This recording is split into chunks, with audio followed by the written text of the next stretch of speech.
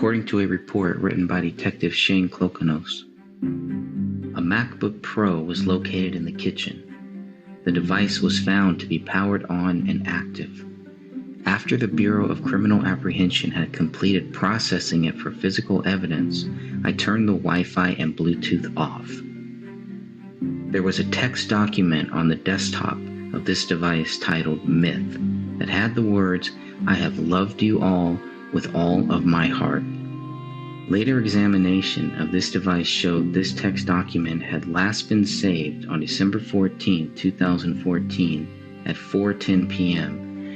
But an autosave version of this document, the open document, had been last saved on December 25, 2014 at 1:18 p.m. Texting on a different Apple MacBook found that text documents created, then saved and opened at a later time and had changes made to the document will be autosaved after 60 seconds of inactivity. This computer was kept in its awake state and transported to the ECU by Detective Olson for forensic examination. The laptop, labeled as AV-8, was opened to a black screen on the kitchen island when authorities entered the house. The device was plugged into a power outlet just above the kitchen sink, and the screen was black. Love was written on the laptop cover. Blood and partial fingerprints were visible on the laptop surface and keyboard. Several bloodstains were visible on the kitchen island counter next to the laptop. When the laptop was swabbed for DNA purposes, the black screen awoke to reveal a text message reading, "I have loved you all with all of my heart."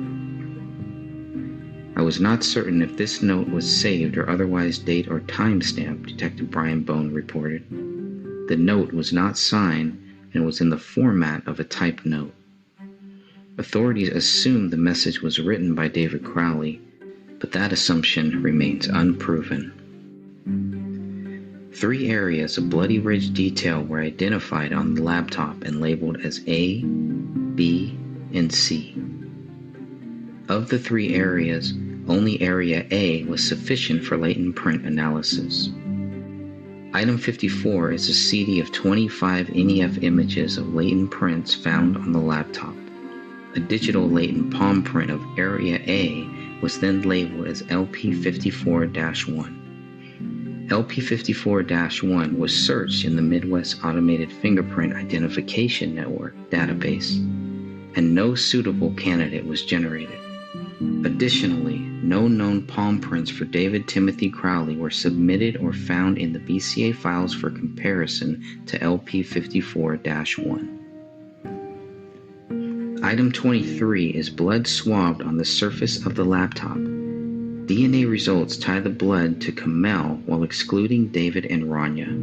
According to Joe Cooksley, the item 23 bloodstain was in close proximity to apparent bloody ridge detail. A chemical was used to enhance the ridge detail. The ridge detail was documented with photographs prior to and after the application of the enhancement chemical. Blood found on the A key of the laptop was swabbed and labeled as item 24. Though collected and itemized, the blood on the A key was not submitted for DNA testing. The blood wall. BCA crime scene team lead Joe Cooksley noted no latent prints observed on writing in blood on west living room wall. Item 11 is a swab of the blood writing on the living room wall. Specifically, this item is the second A in Alau. The blood pointed to a single source matching Kamel while excluding David and Rania. The writing appeared to be in blood, Detective Brian Bone wrote in his report, and written with somebody's hand and fingers, as you can see individual finger marks in the writing. Similarly, the B in Akbar was swabbed and labeled as item 12. However, item 12 was not tested for a DNA source, which is interesting since Joe Cooksley requested DNA analysis on both items 11 and 12. Item 40 is the pen found next to the notepad on the computer desk. Blood found on the grip of the pen was labeled as item 40-1. The pen was not one of the items submitted for nuclear DNA testing. The pen was not one of 3 latent prints suitable for comparison to David Crowley. So how do we know David used the pen to write on the notepad nearby? Item 41 is the notepad found on the computer desk in the office bedroom. Authorities found the notepad flipped open to page 30 of 59. On page 30 were 2 strange, unexplained sentences. The first was, "Open the Rise most recent version." The second message was, "Submit to Allah now." Neither of these 2 messages were ever labeled as suicide notes by authorities. More importantly, who can prove David wrote the 2 messages? Bloody visual ridge detail was found on the following pages: 41A-30 back, 41A-31 front and back, 41A-31-30, 41A-31-1, 41A-32 front, 41A-33 front, 41A-34 front, possible RD, 41A-58 back. Items 41A-35, 41A-36, and 41A-37 had minimal apparent blood on the bottom edges. BCA analyst Jennifer Kostrowski's notes dated July 14, 2015 state she spoke with Joe Cooksley about which items should be processed for latent prints. Kostrowski was told it was sufficient to only process pages with RD in apparent blood. Other pages returned to item packaging, no LP processing on item 41. Results of the alternate light source examination were conclusive. Examinations of the front and back cover of the notebook, item 41, and the 59 pages that were originally within the notebook, items 41A-1 through 41A-59, failed to reveal any latent writing material. Item 41-1 is blood found on the front cover of the notepad. This could mean the notepad was closed before 2 messages on page 30 were written. The item was never tested. Item 41-2 is blood found on page 30 of the notepad. 2 sentences were written on that page. Open the Rise most recent version and submit to Allah now. The blood on this page contained a mixture of 2 or more individuals, with the major DNA profile matching Kamal. David and Rania were excluded from being possible contributors to the blood tested on page 30. So who is the source of the other DNA profile or profiles? Regarding the latent print examinations, item 41A-30 is page 30 of the notepad. LP 41A-30-1 is a latent impression, finger/palm, observed on page 30. Latent print results were inconclusive to Crowley due to the limited quality and quantity of information in the latent and known prints. Similarly, item 41A-31 is page 31 of 59. LP 41A-31-1 is a latent fingerprint on page 31, which was identified as David's left middle finger. This is the only conclusive connection between David and the notepad.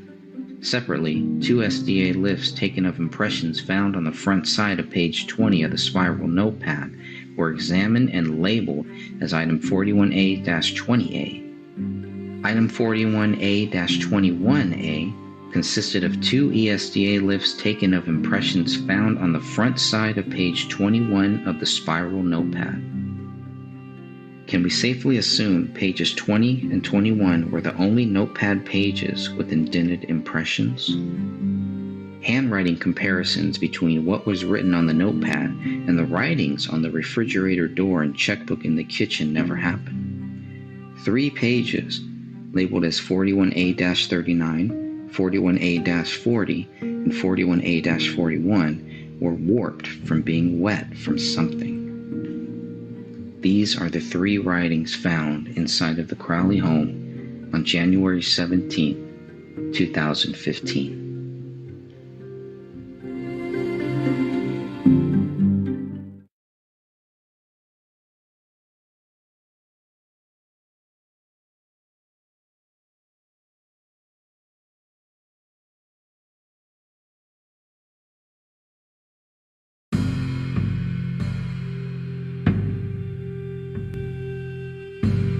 Today's chapter will be chapter 10, Closing the Case.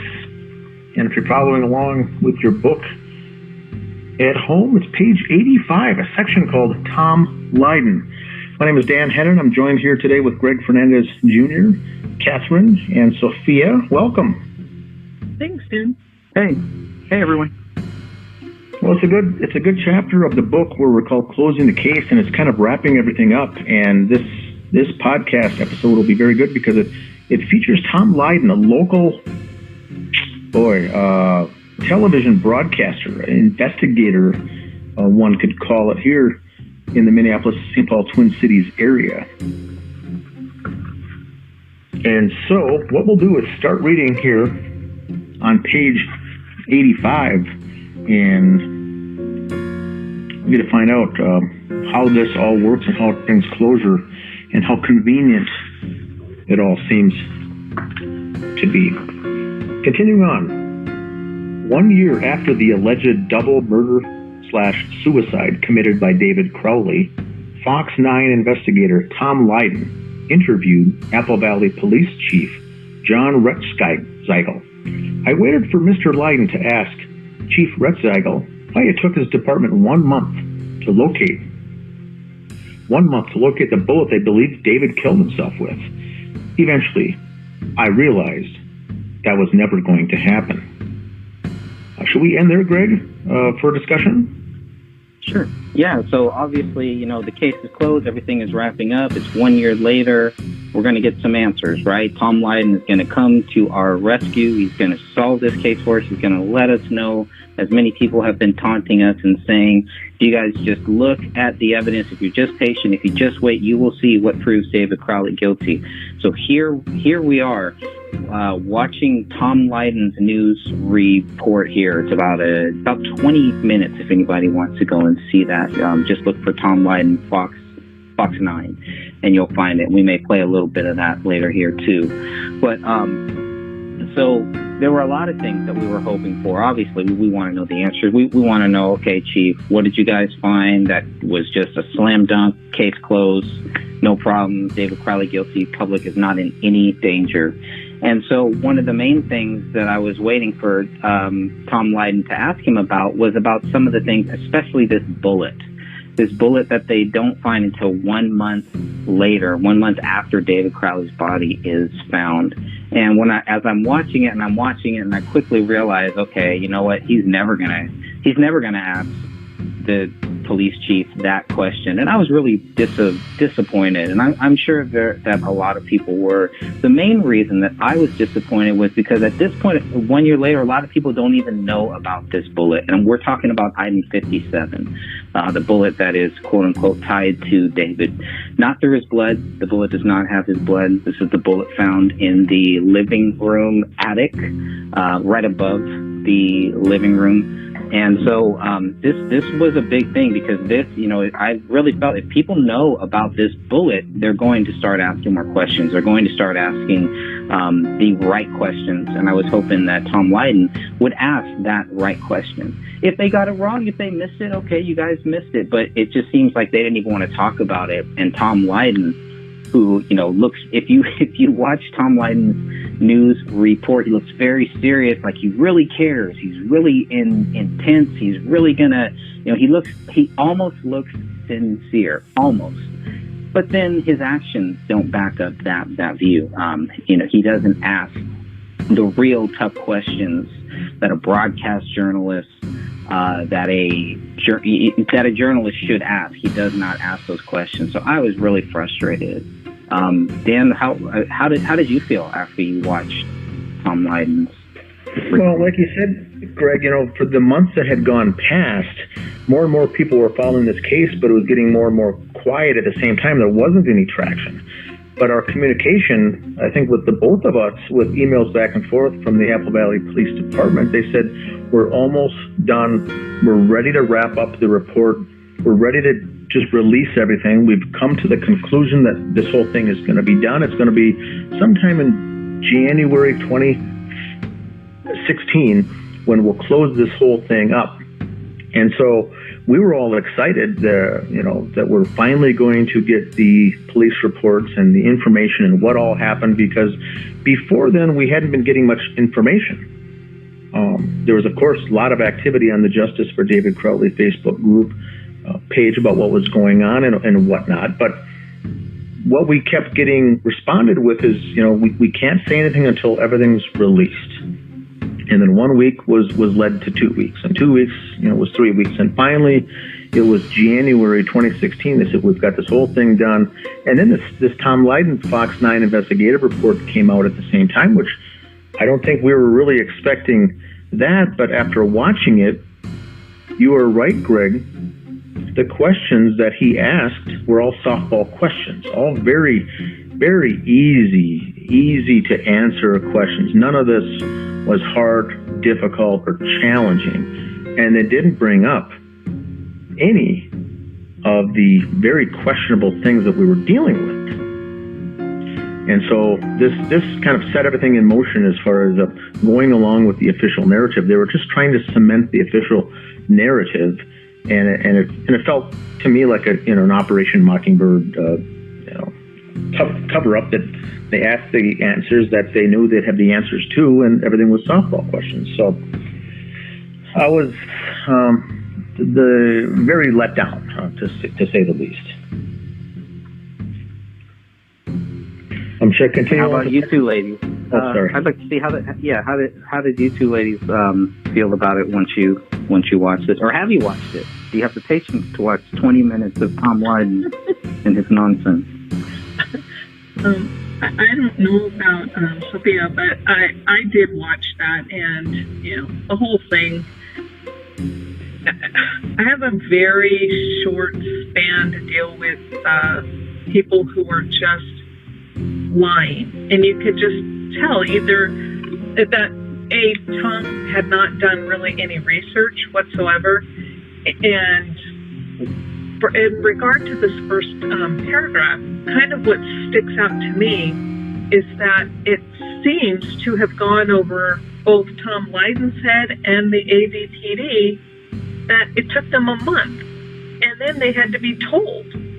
So they're trying to skip over this very important part of this case, and this, we'll mention it in passing, oh, by the way, and then quickly forget about it.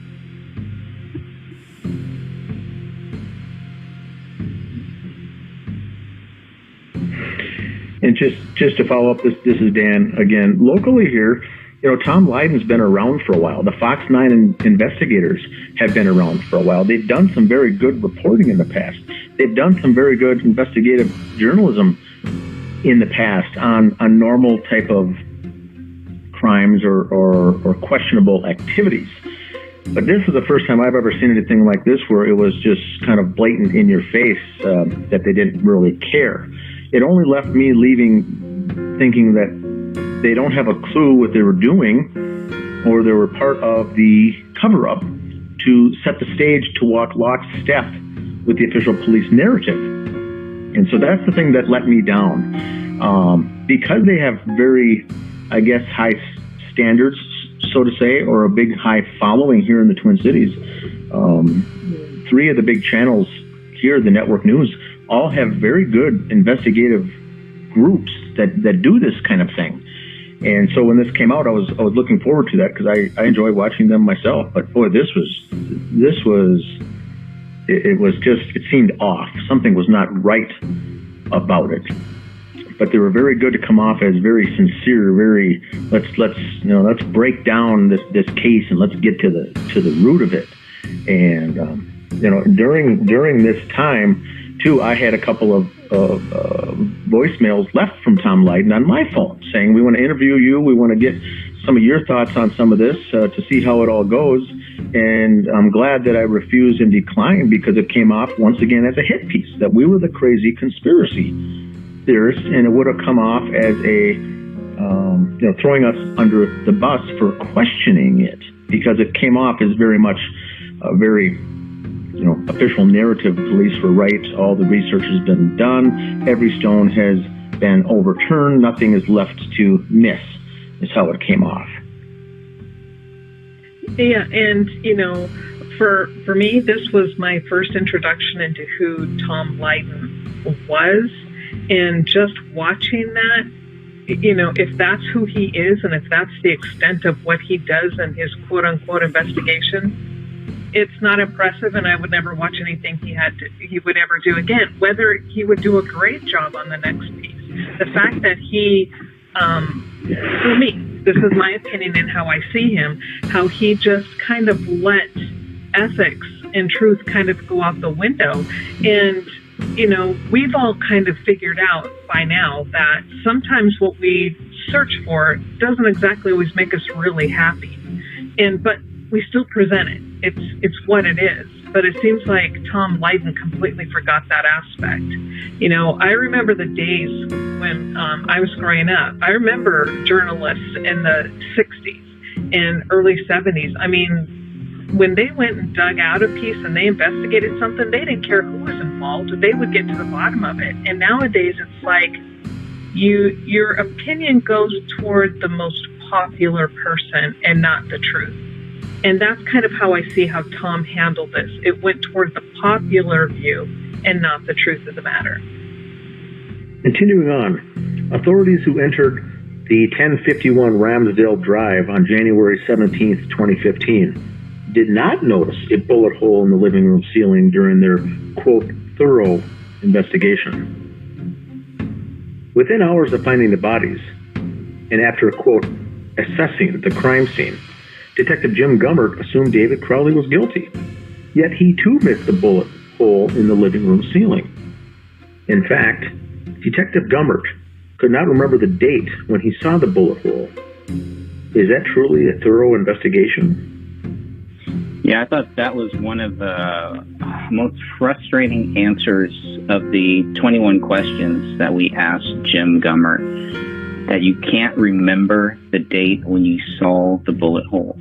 I believe the question was, did you see the bullet hole and when? And the answer, of course, he said, yes, I saw it, which we all saw it.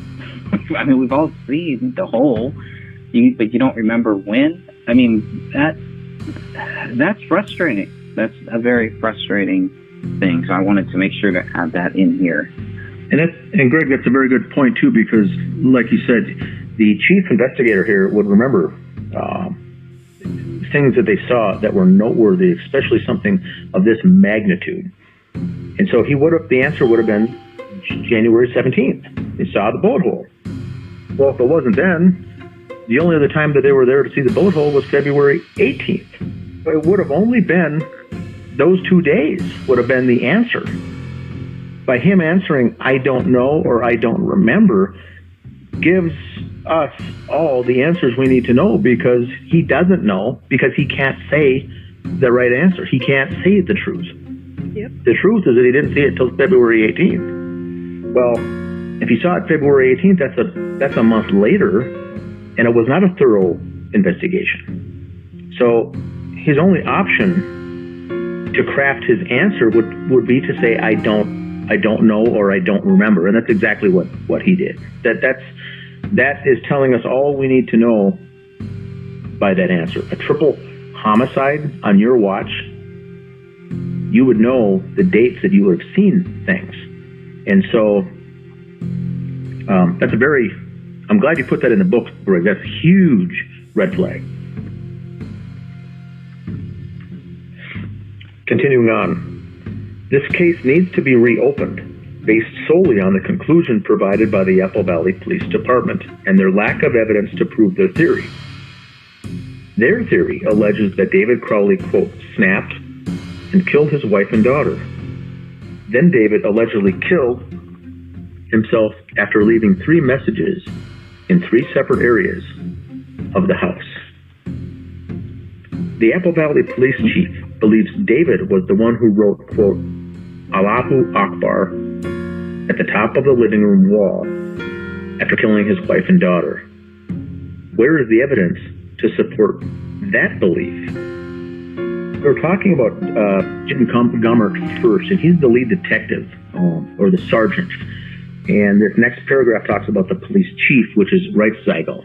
So they are two different people. Now, the answers are very much similar, but it jumps over to the police chief in this following paragraph. Go ahead, Kathleen. Okay, it was right there where it says, the very last sentence of that paragraph, it says, then David allegedly killed himself after leaving 3 messages in 3 separate areas of the house.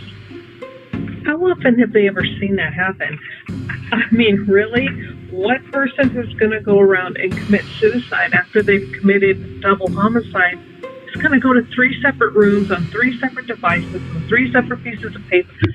None of that makes sense. Again, just like the bullet hole, this didn't even strike them as odd and not of that type of behavior or what they should expect to see.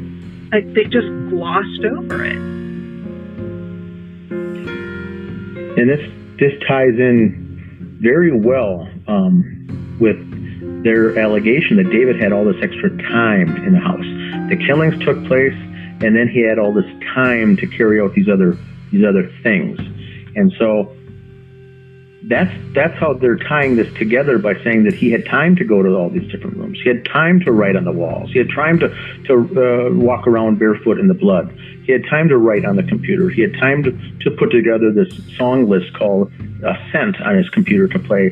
And so all these things that they're saying are tying it all back together, that he was in the house for an extended period of time after the killings took place. And so I think that's why they're allowing themselves to believe all this, because they thought that there was all this extra time. Correct? And then, then I would ask them, let's compare cases. And I know they have really nothing to do with each other, but in this regard, compare this with the JonBenet Ramsey case and that supposed ransom note. Now, supposedly someone stayed in that house and wrote, a 3-page one? But see, now their supposed person took the time to write it all in one. Every suicide note is written on one source. Now, they're trying to say, David, so what? He decides to go to the office now? Okay, I'm going to go downstairs and sit in the office, and I'll just write, open the rise now. And then I'll just dot something here. And then I'll go up here on the computer and only leave 2 quote-unquote footprints right in front of the computer. And then I'll say, I've loved you all. Oh, wait a second. Okay, wait, that's not enough. So now I think I'll write on the wall. They don't seem to understand that I don't care how much time someone stays. If they're going to focus on a quote-unquote suicide note, it will be in one place. They're going to jot it all down at one time, not pick and choose and go here and go there. But again, it's beyond my comprehension as to how they're going that stretch and using that as their excuse. Yeah, I mean, you would almost think they would be looking for you're looking at 3 different writings here.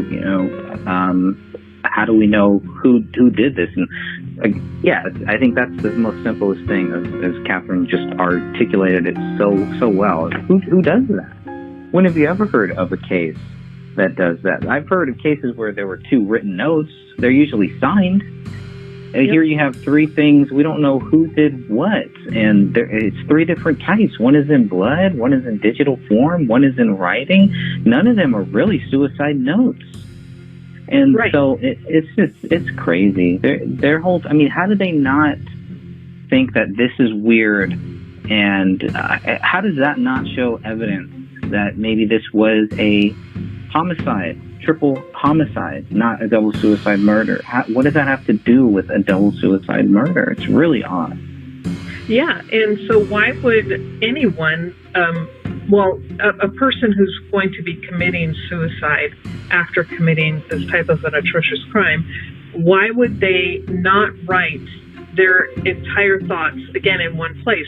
Why are the thoughts separate? You have the Allahu Akbar on the wall, and then in another room, in another section of the house, you have submit to Allah now, which doesn't even make sense. And then in the area where they're all at, there's a note that says, I have loved you all with all of my heart. Really? I mean, right there, I don't know. It's frustrating.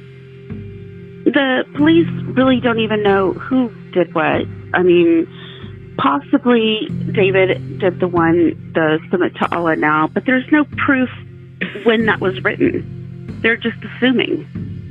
They can't date ink. So, I mean, it's all they know for certain is that he flipped through the note pages in that notebook because I think like a partial fingerprint is there. That's the only fingerprint that they found in the whole entire crime scene. But they don't find fingerprints or DNA on the blood wall.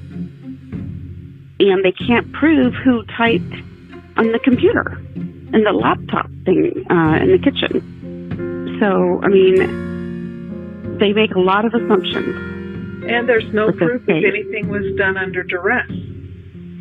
Correct. So, and of course, Tom Lydon doesn't address any of this. Well, he doesn't have the integrity to.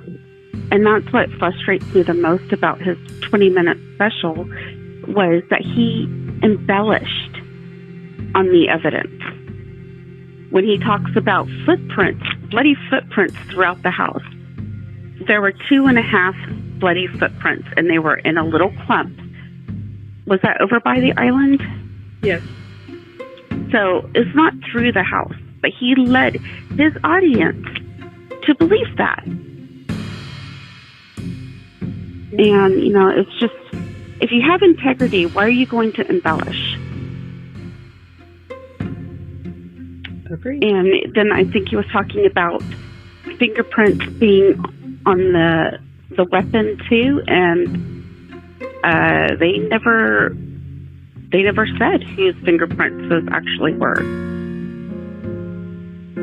So it's just frustrating because you look at your news anchors, or you used to look at your news anchors as the people who are telling you the truth. That's why you turn them on. But nowadays, it's just like you have to do your own research. You cannot depend on these people to spoon feed you anymore. This is the world that we live in, and, you know, out of these circumstances come people like us. Because Tom Lydon isn't asking these questions here. I mean, look at how many question marks are just in these few paragraphs here. These are all questions that Tom Lydon should have asked, and that any real news investigator would ask. And that's another reason why it's very important to keep this case going, is because the more that we do, the more people that take the time to really look into it do start asking these same questions. It's just natural.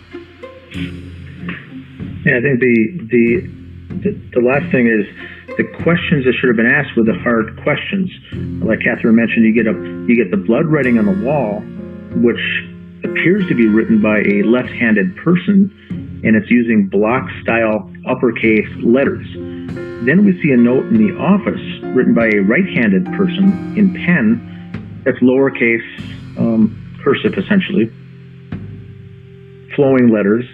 And then you get a text written on the computer back in all capitals once again, telling me, I have loved everyone with all my heart. And so right there should have been ample opportunity for an investigative journalist to say, well, this doesn't really, there's no consistency here. Two things are uppercase, one is lower, one is written by a right-handed person, one's by a left-handed, and one is typed. All three are different. Yep. So where do you, those are the hard-hitting, tough questions that we believe were never asked. And I think that all those are fair questions as well. But after a year, you could have at least had the answers. I think that's what we're expecting is the handwriting analysis, the blood analysis, the typing analysis, the laptop, who wrote, and none of that stuff came back. But there was no fingerprints on anything, which really seemed to be more shocking than anything else. The lack of fingerprints. Because if David had done that, his prints would have been everywhere, but they couldn't find them. His DNA would have been everywhere. Exactly. When did we get the DNA evidence? Was it in 2017, or do you guys remember? I think so. I think it was. So at this point, was it 20? I believe it was after all of the Tom Lydon report and after the sloppy-mentary came out, if I remember correctly. I could be wrong on that, but so I don't even think at this point. I mean, and they've seen all of it, and we know that they have it for whatever reason. There was people that have like some VIP roll out the freaking red carpet service to get all the documents, to get the photos, and then taunt us with them. And then we get them and can clearly see none of their stories make sense. I think what would have come out during the one of the two 480-page reports that came out with the DNA, that came out at that point.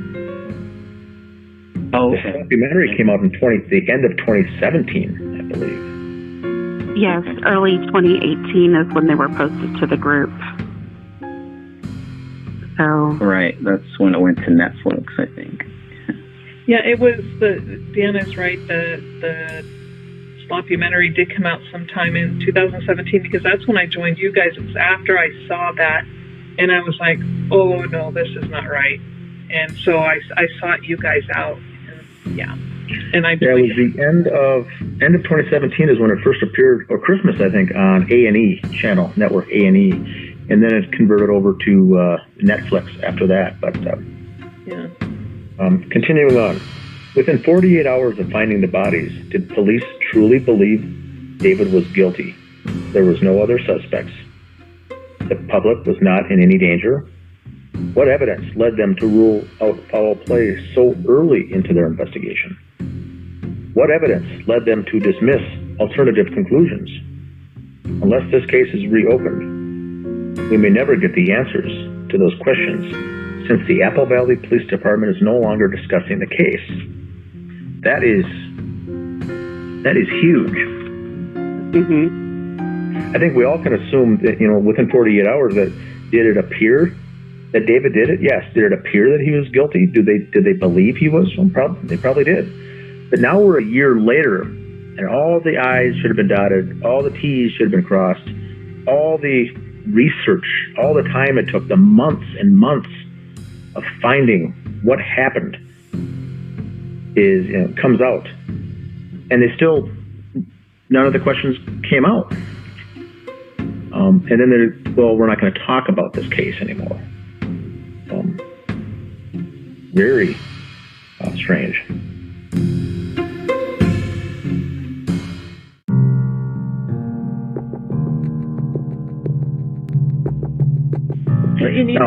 This goes back to when I took this case to different homicide detectives, not only in the U.S. but in different countries across the world through connections that people set me up with.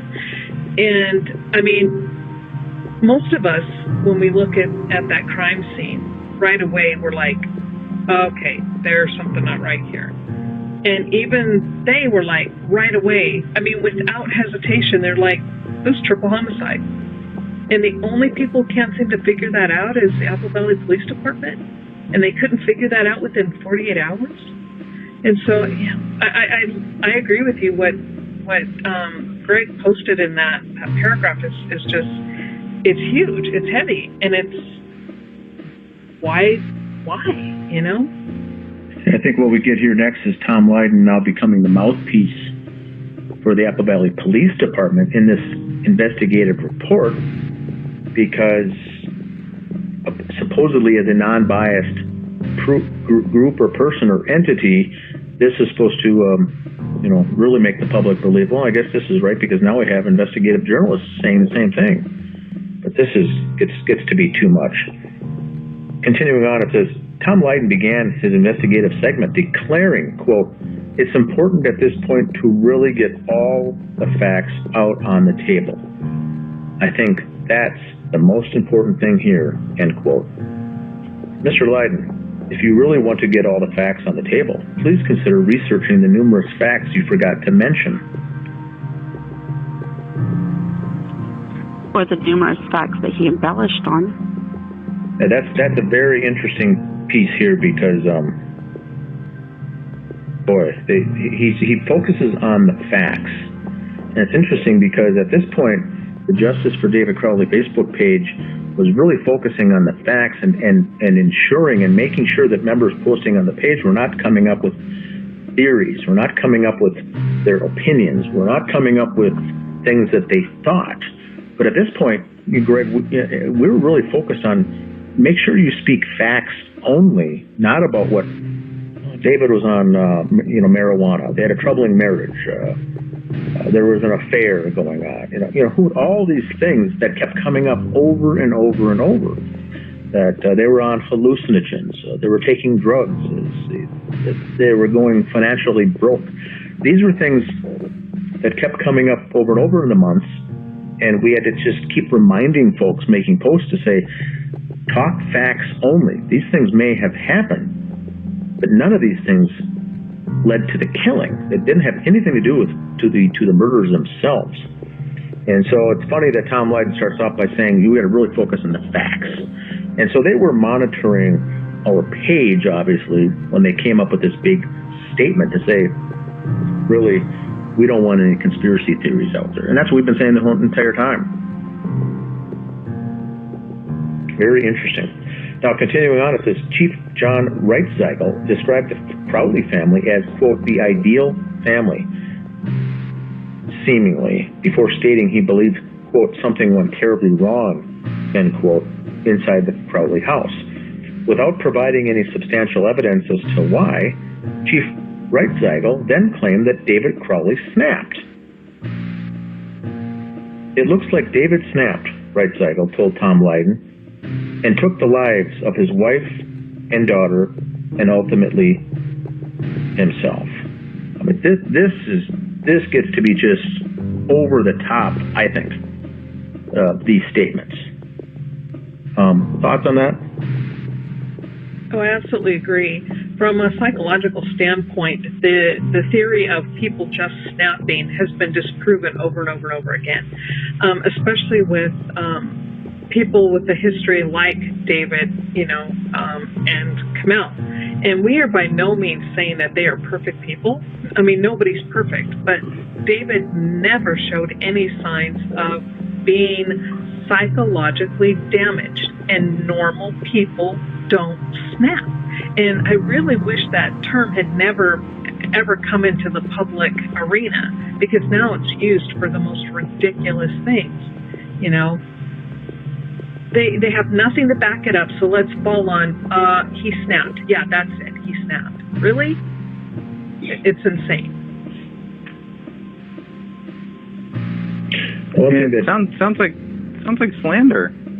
Yes. To me, if I was David's family, I'd sue them for slander or something. Like, what are you guys talking about? Snapped? How? And Lydon never follows up on it. He just sits there, like, crying about it. Oh, I feel so bad. The guy doesn't care. If he cared, push the subject. You have the police chief right here. You have what a lot of us have been wanting to do: get the police chief, sit them down in a room and ask them questions. It's crazy, the questions that Tom Lydon does not ask. Yep. It's interesting when you watch this segment too, the face of the police chief, how red it is when he's giving these statements. He looks like the most uncomfortable person in the room answering these statements. That's true. I just watched it like 2 weeks ago. He does not seem comfortable at all, and it's evident that he is not a very good liar. He does not. He doesn't lie well, and he's trying to pass it off. But when you watch it, it's a dead giveaway.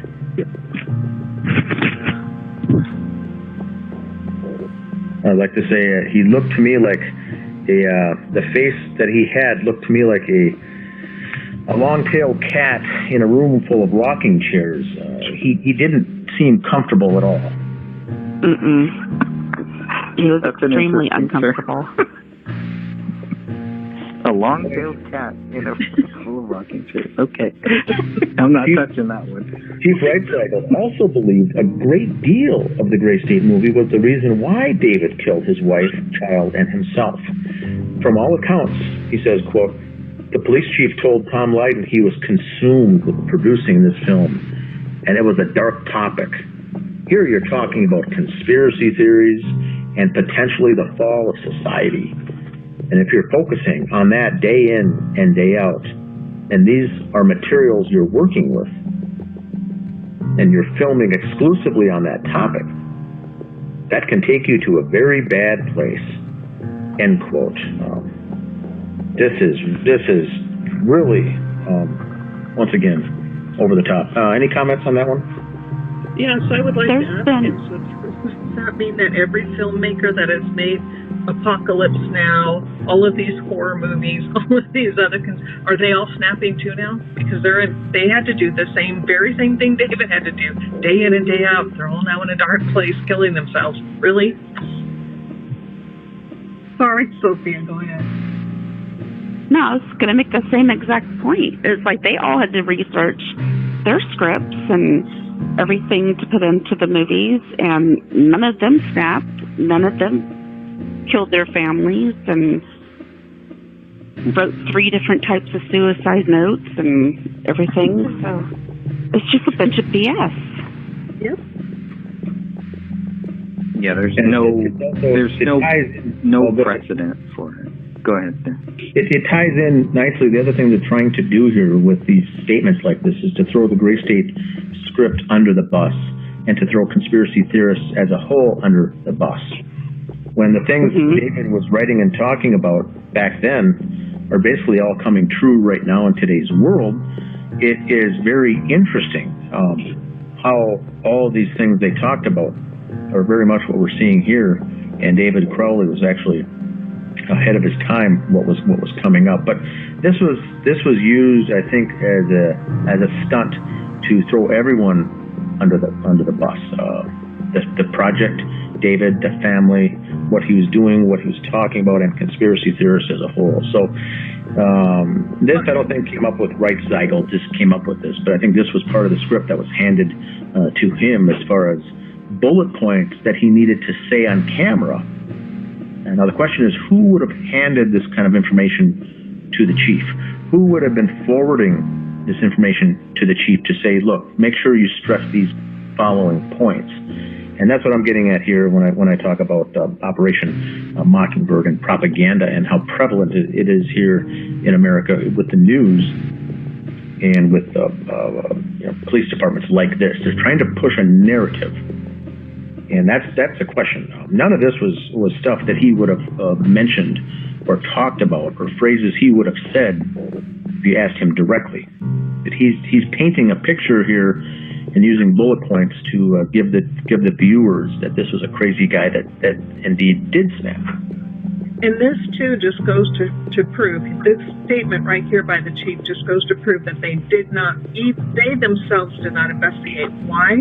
Because the film, Gray State, ended up being nothing about conspiracy. That was the direction that Danny August Mason was hoping it would go, because Danny August Mason was really into conspiracies, and he presented all this stuff to David at first, and that's kind of where the script was being written. But David said, no, I didn't even want to do this. I want to take this in a whole different direction. He rewrote the entire thing, based it on what he saw coming down the pipe from, coming down what's going to be happening in America and around the world, and he created an entirely different script. It wasn't based on conspiracies. It was based on things that were happening in the government that were not being put out or the general public wasn't seeing. So all of this, dark stuff, this conspiracy stuff, is all another lie. It's another narrative, adding to their narrative, like you were saying, Dan. And who did that and why? Correct. And the script the script wasn't out at this time, so I think what they're talking about when they're talking about Gray State and the project was really, I'm guessing, that 2.5-minute trailer is what they were referring to. Correct? When they talked about the Gray State project, that's all they really had. Yeah, but even in the trailer, there's no conspiracy. That was all stuff that if you follow what, like the RFID chips and the, everybody being under, I mean, the book 1984, I mean, there are a lot of different books and scripts that are written with that same type of genre and way of going. And as far as I mean, that has been in the works forever. But David had gone and done research on these different topics and then was putting them in and kind of putting pieces together.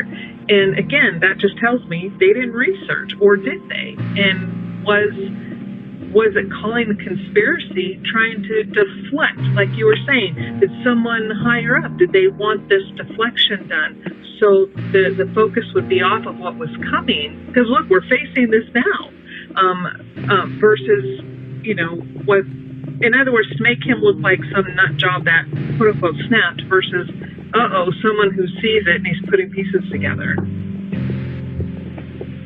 Correct. Who would be higher? Who would be higher than the chief? I mean, because you bring up a really good question, and I'm racking my brain trying to think. Man, this guy is like the highest law enforcement officer, right?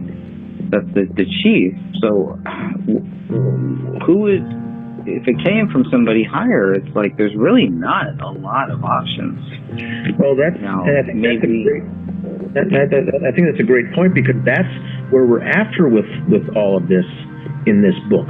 How many layers are up there that we don't know about? Now, if he's the chief, and obviously they're being manhandled by someone. Someone's the puppet master for all this.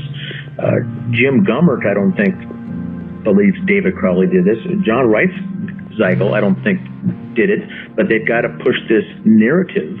And so the question is, who's feeding it? Who's funneling it? Who above them? And so when you get to the state of Minnesota, the next layer up, the Attorney General in the state of Minnesota, which was, I believe, it was Keith, maybe Ellison at the time. That's already, that position is a corrupt position already. Back when this crime happened, run by and operated by deep state. Minnesota's a very deep state, once again, and the people here in the state don't realize that. They think that other states are where this corruption happens. Not here, not in the Midwest. It doesn't happen here. I've talked to people firsthand that have told me that, including law enforcement officials. These things don't happen here. Well, Keith Ellison, member himself from Mr. Muslim Brotherhood himself, has gotten to his position for certain reasons. And so that is not a good individual in the highest law enforcement position in the state. Now, those in the federal government are running those in the state government.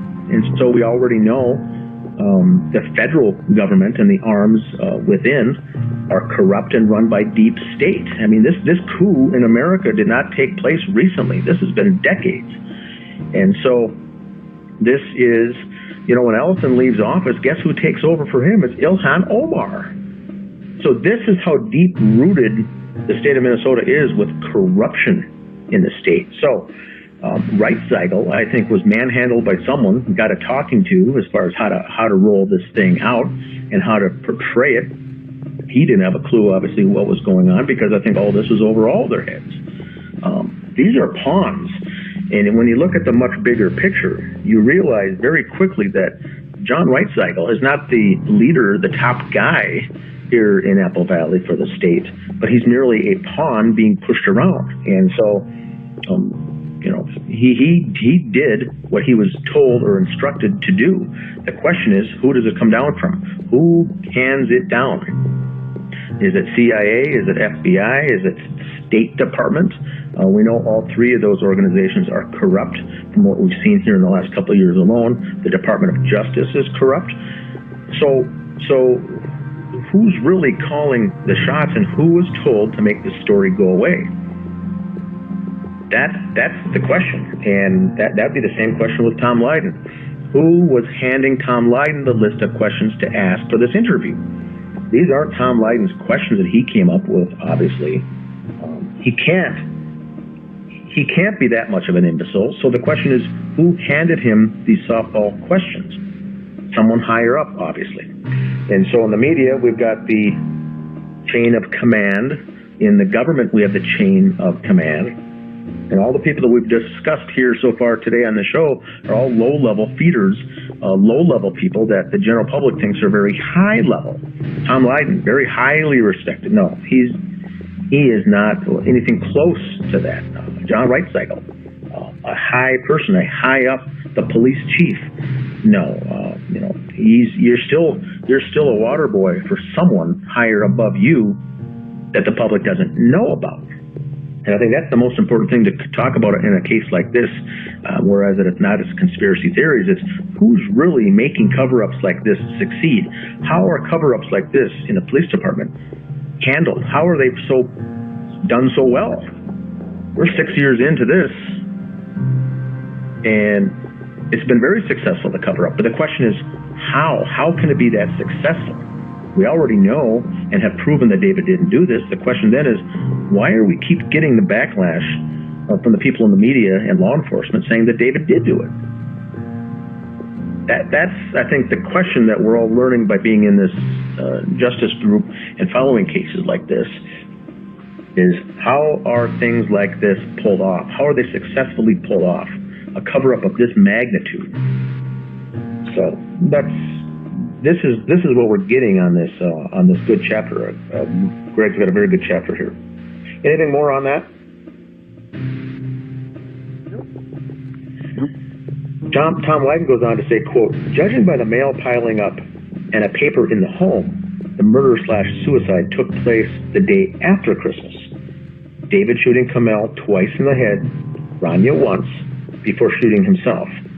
Between their bodies, a Quran with pages torn out, opened to a traditional forgiveness prayer, end quote. This is almost laughable. Who wants to start with the comments on this one? Catherine, please. Okay, go ahead, Sophia, because I don't know if I'll shut up. No, I want you to do it. Oh, you're the one who did the research on this.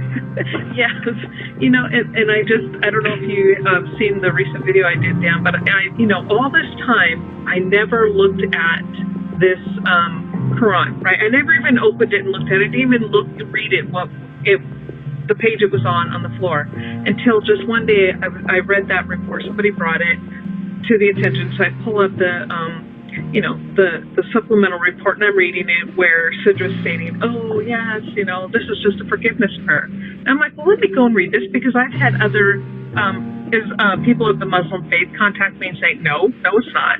That's not it. But I never pushed it forward, because I'm like, well, okay, I don't read the language. So then I order a Quran, and I start reading it.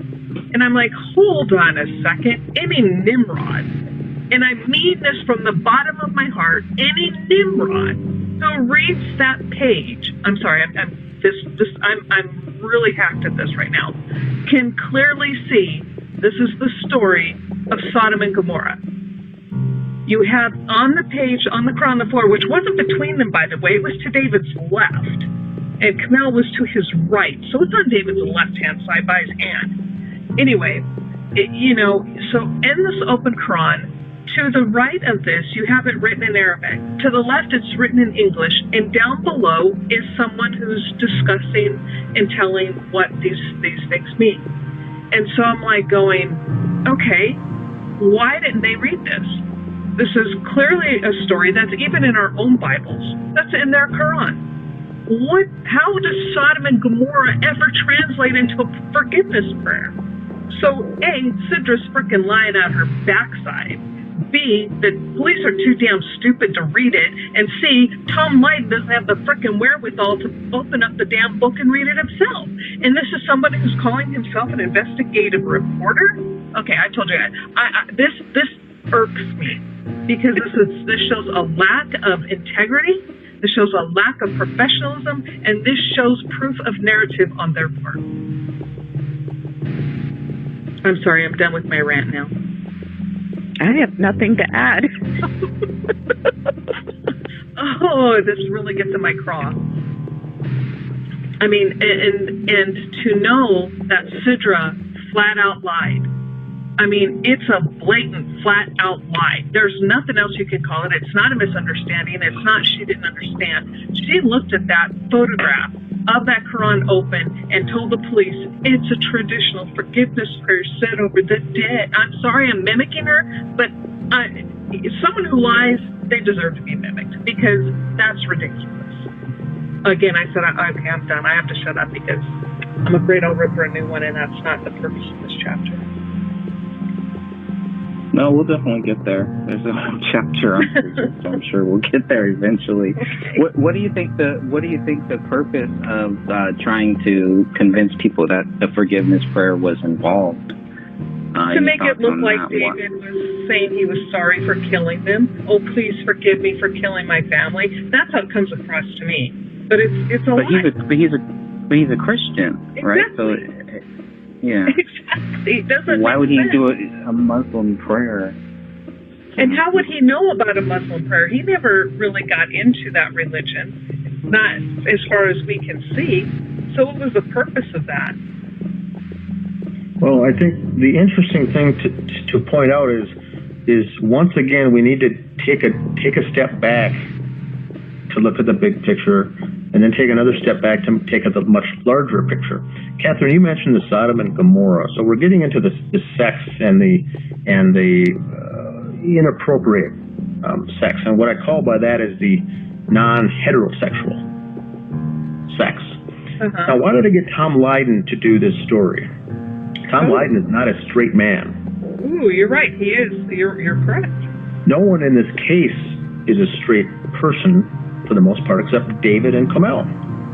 Right. So there's all this connections with homosexuality in this whole case, including the investigation, including the book.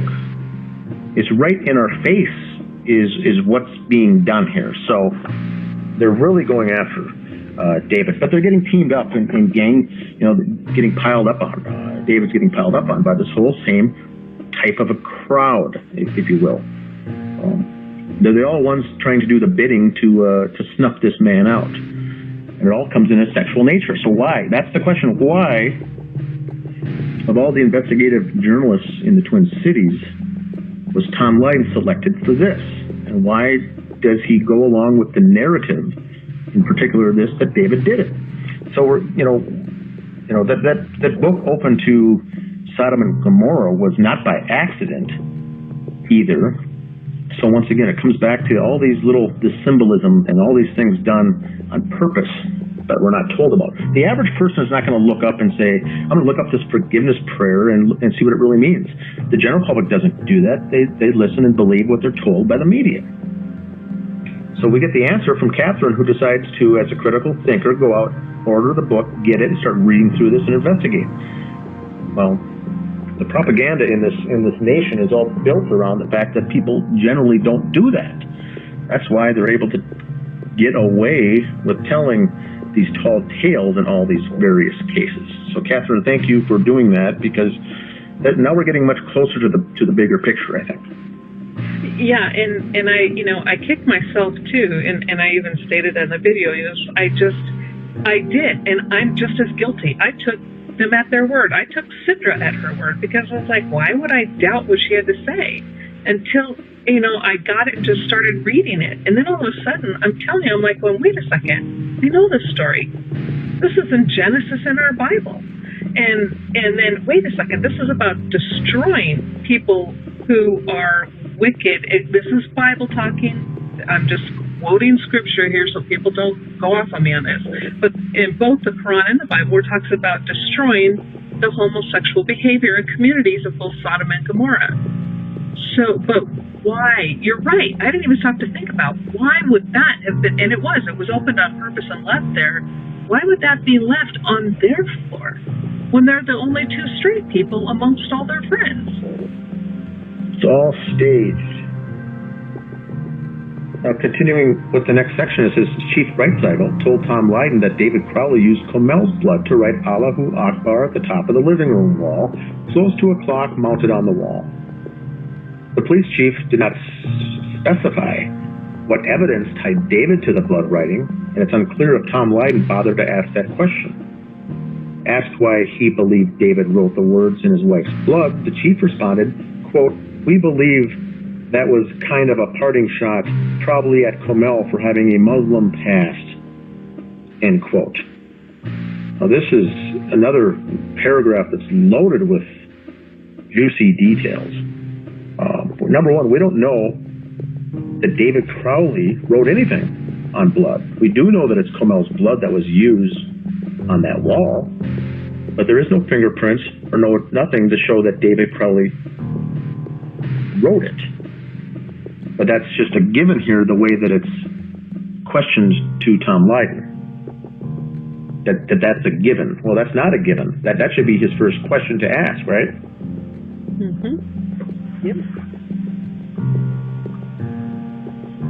Going on, it says, quote, "This has nothing to do with Islam," end quote, Mason Hendricks told Tom Lydon separately. It had everything to do with a man that lost his way and ultimately killed his wife and his daughter and then himself. Hendricks thought David was being sarcastic when he wrote Allahu Akbar in Comel's blood. Quote, "That's him possibly throwing a jab." A jab at Comel's family? Lydon asked. Possibly. Yet this has nothing to do with Islam? David did not kill himself right away, Tom Lydon reported. He left a trail of footprints, tracking Comel's blood through the house. In the living room, his bloody fingerprint is on a laptop, open to a text file, with only a single sentence that says, "I have loved you all with all of my heart." In the home office on a notepad, more bloody fingerprints.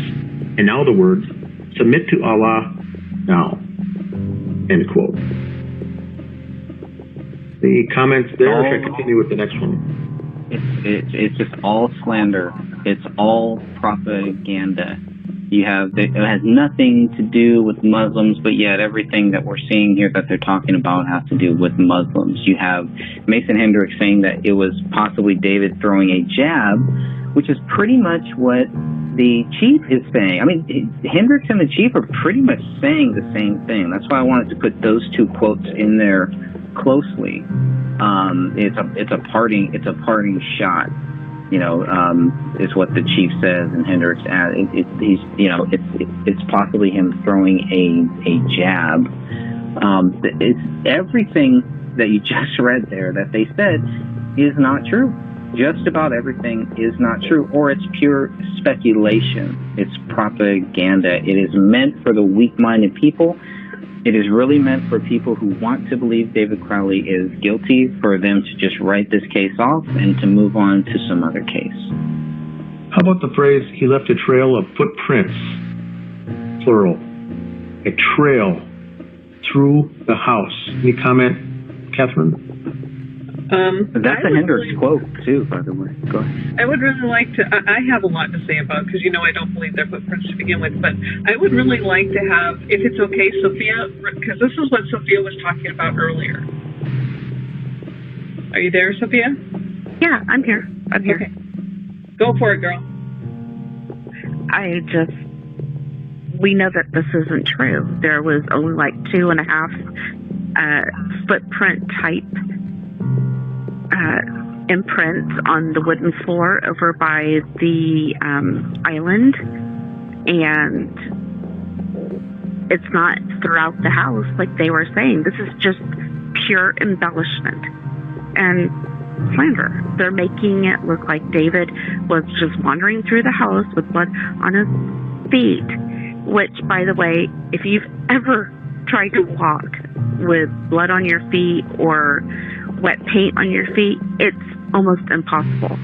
You're slipping, you're sliding, you lose your balance very easily, and it's just not easy to do. So this is just all more BS. Yeah, and having them say that they were throughout the house when all these pretend kindergarten paint jobs are done is like straight in front of the computer, nothing leading up to, nothing going away, not even when they sprayed the floor. Did it bring out, when they used Amino Black, it didn't bring out any prints anywhere else except for right there. Oh, really? So where did that blood come from? How did it get there? So you jump over there, walk on his heels? I mean, it's just ludicrous. And it only looks like it's 1 foot. I think it looks like the right foot, but it's not even 2 feet. Even if you believe that it's feet, it's 1 foot. No, not buying it. And then this is all slander. His bloody fingerprint is on the laptop. That's not true. There are fingerprints. Somebody's bloody fingerprints are on there. They can't tie that to David. They should know that by now. Tom Lydon should know that by now. He should be calling them on this stuff. But yet he is just spouting what they tell him, which is what a lot of people who have faded off in this case, that's what they did. But it's just, do you want to believe that David Crowley is guilty? If you do, then don't waste any more time. Just listen to whatever Tom Lydon says and watch the Slottview-mentary, and that's it, But real people are not falling for that. And if you have fallen for that, it's time to take a second look. Go back and actually look at what they're saying and compare that to what the documents say. I know it takes time. We try to make it as easy for you as possible to do it yourself. It's not about us shaming you because you are wrong. It's just about finding what the truth is here. That's it. And he also goes, I think the other thing is the photos. There's 460, I think, photos of every square inch of that house, essentially. And one can see for yourself that there's no bloody footprints anywhere except for those 2, whatever they are, by the kitchen island. But there's no tracks through the house. There's no blood. There's no bloody footprints throughout the house. There isn't any bloody footprints anywhere. Correct. And then the other thing is, because David was not wearing socks and shoes, he was barefoot. They attributed the blood to his feet, but his feet were never tested nor confirmed that blood were ever on his feet, ever. That's a major point, major question. If I was Tom Lydon, to ask if there was footprints all through the house, did the tests on David's feet conclude that Kamel's blood was all over David's feet, both of them? Well, the question was never asked. That, to me, would be a fair question. And in the autopsy, the coroner even made a comment about David's toenails being clean and neat. If he had been walking through the house in blood, the blood definitely would have been underneath his toenails and in the cuticle area. And there's no mention of that at all.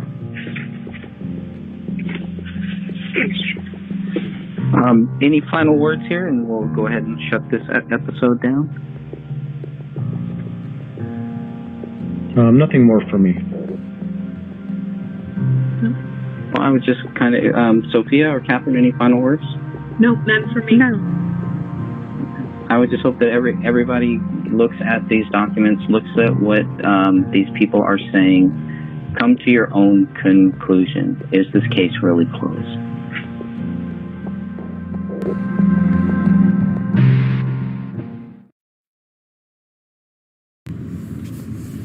All right, testing out a new headset here. We'll see how it sounds, and if it doesn't sound good, we won't use it again. Greetings. So I hope you enjoyed that first show on Tom Lydon. That will be part 1 of a 2-part special. This is from obviously from my book, The Gray Stage, and that was the first part of the Tom Lydon section of the chapter Closing the Case, which pretty much should have been the end of the whole book, and it should have ended with, well, here's what proves David Crowley guilty, right? That was pretty much the whole point of the book, and pretty much the whole point of the research and following this case. And of course, little spoiler alert, if you do not know, then you should definitely know now that what we have discovered is that there is no evidence that proves David Crowley guilty. And what we also discovered is that the authorities and news peoples like Tom Lydon still run with the theory that, well, David is guilty. And so that was a little frustrating, obviously, for many reasons. I'm sure for all the people that were hanging on the edge of their seat and waiting to find out, okay, the authorities say David Crowley is guilty. They must have something, right? They must have the big smoking gun. They must have the conclusive evidence that shows it. And by the end, it's like watching a bad movie and you're like left with all of these questions. Like, what? Okay, where's the rest of this movie here?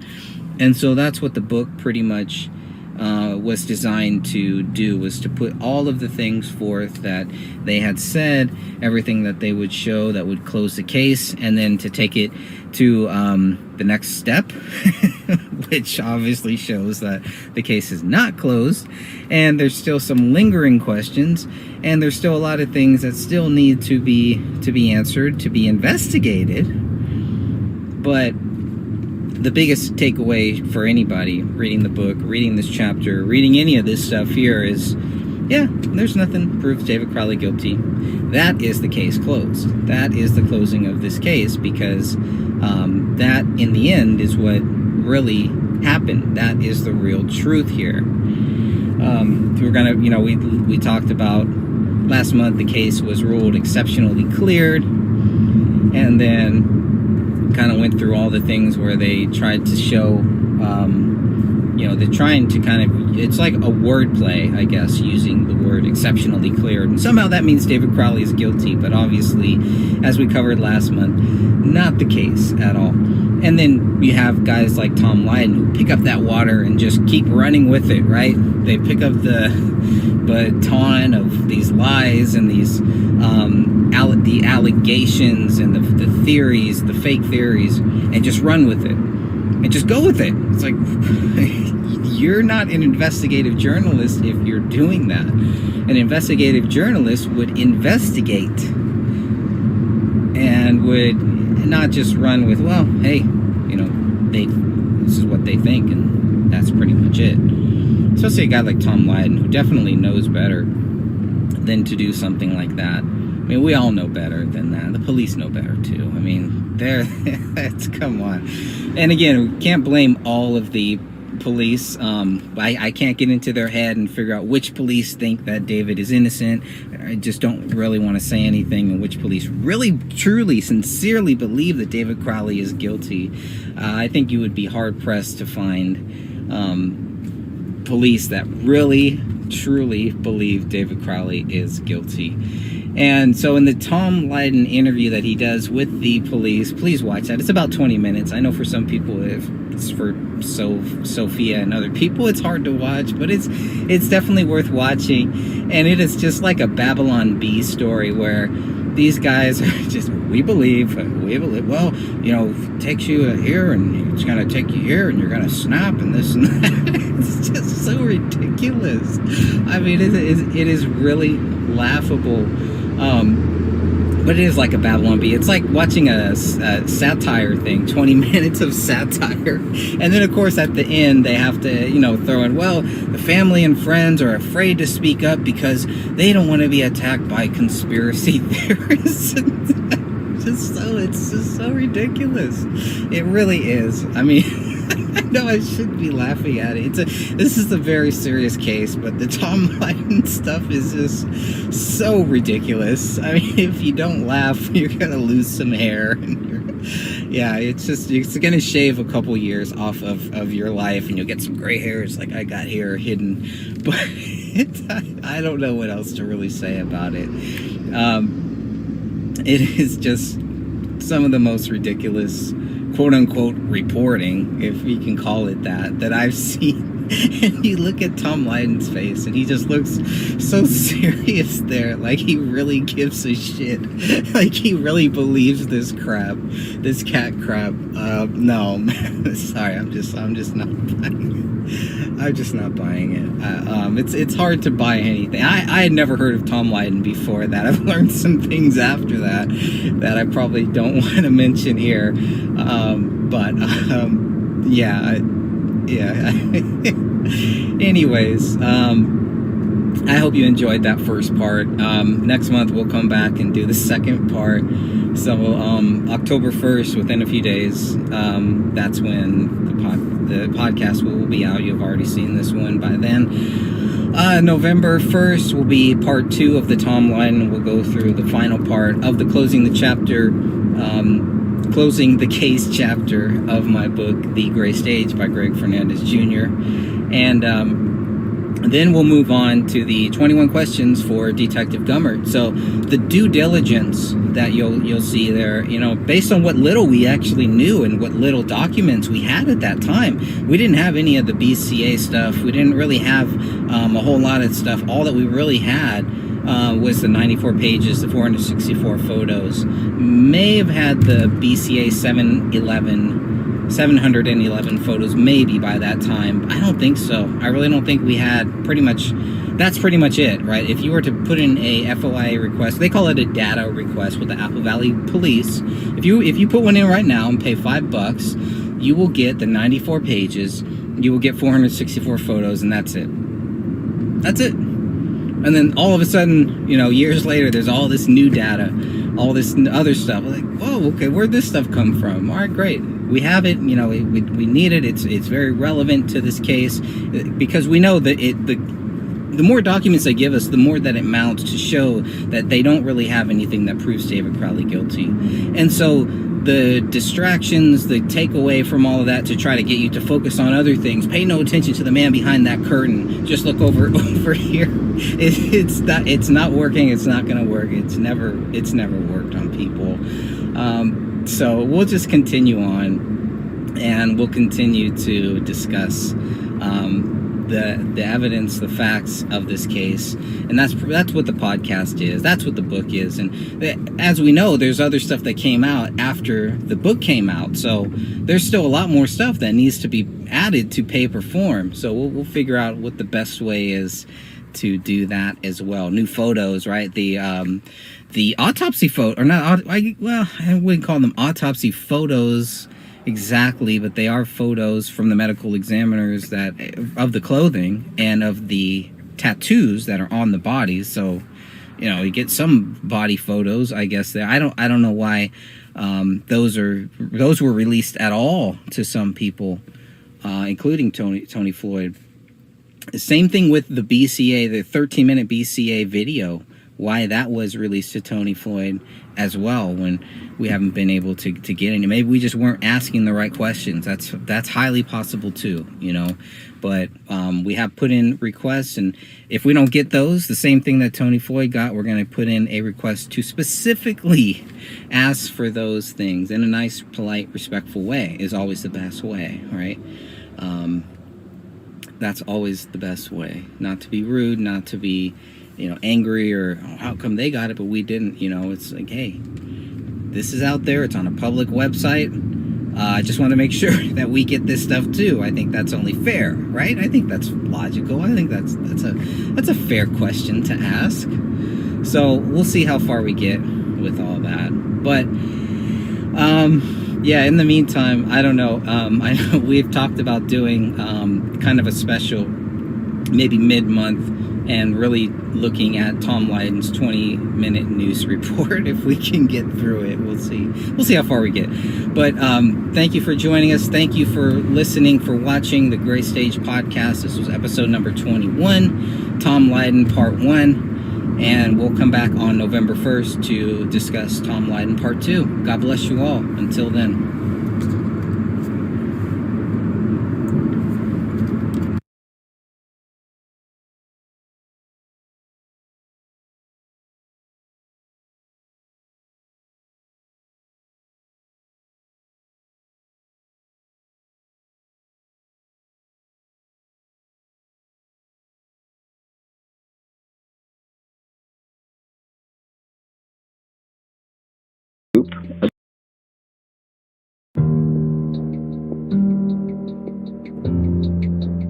Welcome to the next episode in the podcast. My name is Dan Hennon. We're joined here with Sophia, Catherine, and Greg, talking about Chapter 10, closing the case of Greg Fernandez's book. How's everyone doing today? Doing good. Awesome. Doing good. So for those following along at home, we're on the top of page 88 on a section called Tom Lydon, basically. This is part 2. We're continuing on here. And this chapter is very good that Greg has written with some very good information in it.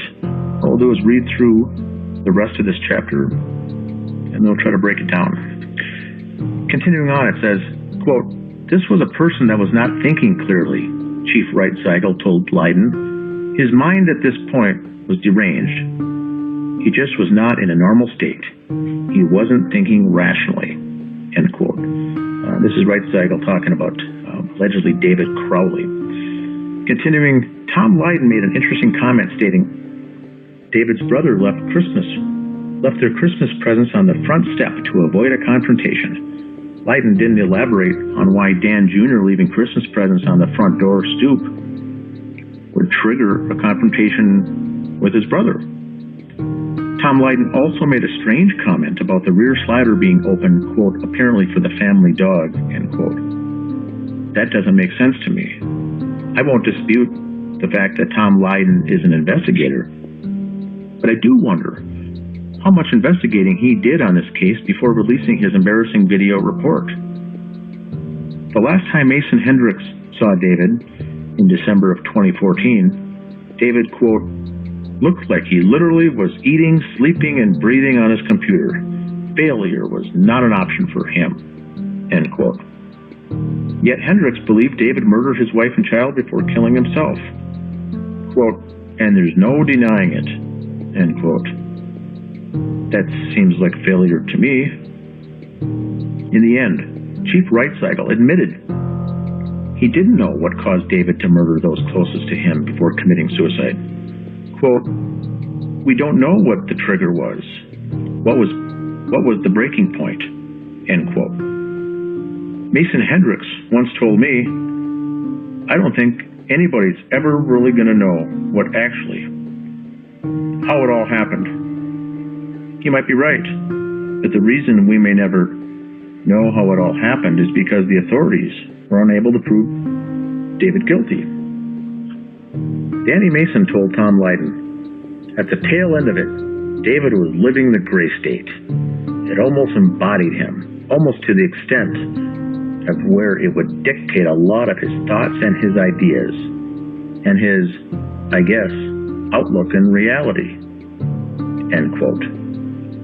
Tom Lydon finishes this up by the quote, "family members on both sides declined to talk on camera. Quite frankly, they're afraid they'll be harassed by some of these conspiracy theorists out there," end quote. Well, there's a lot there, folks. Where should we start? Again, they're saying this was a person that was not thinking clearly. His mind at that point was deranged. Wouldn't that qualify as a justification or a reason to commit these murders? But yet, didn't they state they could find no reason, nothing to point them into the direction as to why he did this? Correct. Yeah, so if he's deranged, that's a reason. But yet, I'm sorry. It's just so frustrating. You trying to keep it clean, Catherine? Is that what you're saying? Sometimes it's really hard. Because, no matter which way they turn, they're constantly going back on themselves, left and right and center. And then okay, yeah, I take a breather because my attitude's out of control at the moment. I'm becoming deranged, so we'll just wait. Uh-oh, you might snap. I'm gonna snap. I mean, there's nothing in his behavior, nothing that anybody who talked to him on a regular basis, the Mikes, if I remember correctly in interviews with the Mikes, they stated Jason Allen, they never said they ever saw anything unhinged about David. So if these are people who are communicating and talking with him, how is it that Leiden and the police then state that that's what it was when they themselves said they didn't know? Catherine, I feel like your audio is a little low. Oh, I'm sorry. Just wondering if you backed away from the mic so you could swing your hands around while you're talking and you don't hit the mic or something, or... What's going on with it? I'm sorry. Is it any better? Or is it still too low? It's a little low, but it's better right there. Okay, yeah. That's much better. My air conditioner's on, so I had to close my door because the sucker's like a rocket. It's so loud. But again, I'm just trying to figure out how Tom Leiden could go around and quote the chief in saying that David wasn't thinking clearly when everyone who spoke with David, the Mikes and Jason Allen, people who were in contact with him on a regular, periodically, and even close to when this event supposedly took place, everybody said that he seemed fine. Right. Because again, they're saying David was a person who was not thinking clearly. Based on what? Right. They have nothing to base that on at all. He just was not in a normal state. I mean, there's so much speculation. How is David Crowley's family and Camille's family not upset by this? By what they're saying here? I don't know. I don't get it. I keep asking that question over and over, and I'm not coming up with any kind of a solution. Yeah, only they know for sure, but they should be right here with us. Let's see. Oh, this one is weird. Tom Leiden's comment about the rear slider being open apparently for the family dog. What? That makes no sense at all. I mean, this is a person who has not researched this case at all. You can clearly tell by statements like this. Go ahead. Oh, sorry. I would like to say that just because Tom Leiden read through the report, it doesn't mean that he investigated this case. I mean, anybody could read through the report and say, oh, I'm an investigative journalist now because of what Tom Leiden just did. He didn't bother to look at the case. He's seeing that the slider is slightly open. Well, the dog cannot fit through 1/4 of an inch. So how is that open for the dog? He's just putting more BS in his thing, in his report, and it's frustrating. Well, yes. Yeah, you're forgetting something. Paleo is the super dog, remember? He could eat underneath bodies and faces that are put toward the floor, and he can open and close a back slider with no problem. If the dog can open it, then if he would, oh my gosh, yes, you're right. Just they didn't think through any of their comments. And they're clearly being fed something. They're clearly being told, hey, you have to respond to this. I mean, there's a few things like that. Danny Mason, when he's confronted by Ben Swan about pretty much the same thing, this rear slider was a huge thing that we got very early on, and without that, without people knowing that the rear slider was opened, was not locked, that was a big question, because obviously the rear slider can only be locked from one side. So if somebody was fleeing a crime scene, they can't lock it from that side. Now, they could go through the front door.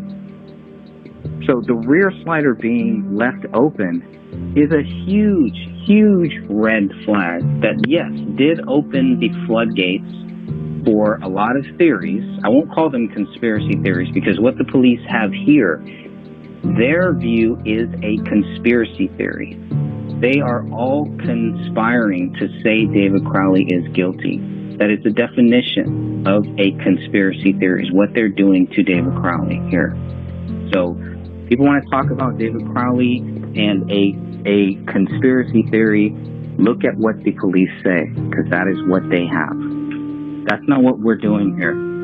That was never the point of the group. It still is not the point of the group. It was never the point of this book to point fingers and say, these guys killed David Crowley. It was never the point of this book. The point of this book is to remind people, to give you all of the evidence, to show you everything that they're saying, that we're saying, that the documents say, and how none of it says David Crowley is guilty. None of it proves with facts that David Crowley is guilty. It's speculation, it's slander. They are conspiring against David Crowley. And I think the rear slider thing was a big, big thing. That was posted, that was one of the first posts in our group, really. And I know that was a big thing that the Gray State goons, these goons, Danny Mason, all these guys, they had to backtrack on, because how do you explain that? And look at what Tom Lydon is saying. Apparently, these are legal terms. Apparently, for the family dog. It's just so stupid. It really is stupid. I mean, you got to be really dumb to really take this guy seriously. Right, so, because this flies in the face of everything else they had tried to do before, because their narrative previously was there was no forced entry, no sign of forced entry. Well, you don't need forced entry if there's an open door. So, hello? Yeah, there you go. But that's all you see throughout the police report. They keep saying it over and over and over. No forced entry, no sign of a struggle. How do you know that there was no sign of a struggle? There was pure chaos in that living room. Sure, absolutely. That open knife could be a sign of a struggle. David Crowley's cell phone being cracked could be a sign of a struggle. I mean, there's so many different things that could be, not saying they are, but that's what signs are. They're signs of a struggle. They're saying they found nothing like that. That's totally incorrect. Right. Blood spatter going in multiple directions in the same area on the floor is sign of a struggle. How about missing body parts? Yeah, that. And then Stephen, in our last podcast, even stated himself that you can have a murder without anybody taking anything from the crime scene. Happens all the time. Yep.